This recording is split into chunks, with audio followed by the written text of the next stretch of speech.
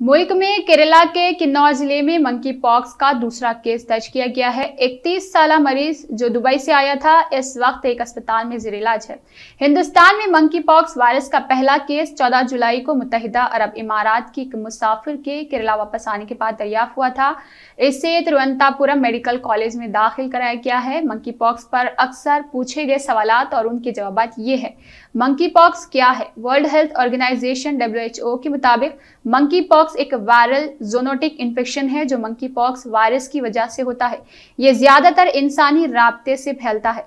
Monkey pox की अलामात क्या है? मंकी पॉक्स की कुछ आम अलामात में पट्टों में दर्द, सर दर्द, बुखार, कम तवन्नाई और लिम्फ नोड्स पर सूजन शामिल है।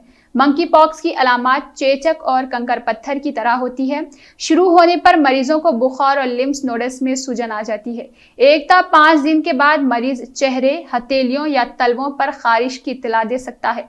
आंख का पर्दा भी मुतासर हो सकता है जिससे अंधेपन का खतरा लाहक होगा। जख्मों का बायस बनने वाले दानों की तादाद 1 से लेकर कई हजार तक हो सकती है। मंकी पॉक्स का खतरा किसको है? वो लोग जो मंकी पॉक्स में मुब्तला मरीज के साथ करीबी राब्ते में हैं। मुतासरा शख्स से जिनसी राब्ता सबसे ज्यादा खतरनाक है। बीमारी से मुतासरा जानवरों के राब्ते में आने से भी इन्फेक्शन हो सकता है। क्या बच्चों को मंकी पॉक्स होने का खतरा है? डॉक्टर्स ने इंकशाफ किया कि मंकी पॉक्स का इन्फेक्शन हल्का हो सकता है, लेकिन ये बच्चों में मुहलिक होने की इम्कानात बहुत ज्यादा है। कोविड इन्फेक्शन तेजी से मुंतकिल होता है, लेकिन मंकी पॉक्स का इन्फेक्शन किसी मुतासरा शख्स के साथ तवील अरसे तक रहने के बाद सामने आता है। मंकी पॉक्स कैसे फैलता है? मंकी पॉक्स एक शख्स से दूसरे शख्स के राब्ते में और जानवरों से इंसान के राब्ते में आने से फैलता है। इंसानों के मामले में मुतासरा शख्स के साथ आमने सामने, जिल्द से जिल्द, मुंह से मुंह या मुंह से जिल्द के राब्ते के जरिए रक्त मंकी पॉक्स का बायस बन सकता है। जानवरों के मेजबानों में चूहा और बंदर शामिल है। इसके अलावा डॉक्टर्स का कहना है कि यह वायरस किसी मुतासरा मुर्दा जानवर के राब्ते में आने से भी इंसानों में मुंतकिल हो सकता है।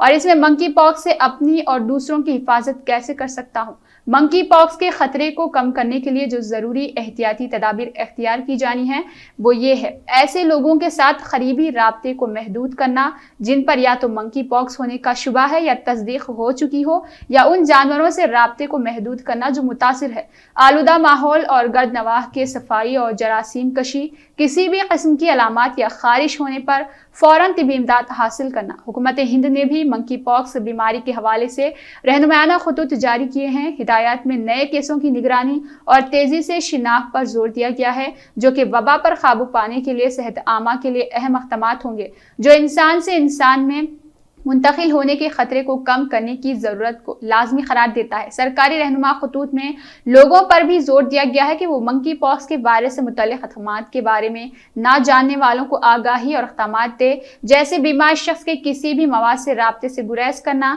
मुतासरा मरीज को दूसरों से अलग थलग रखना, अच्छी हिफ्ज़ान सेहत की मशक़ करना और मुनासिब ज़ाती हिफाजती सामान इस्तेमाल करना, PPI एक्ट वगैरह का।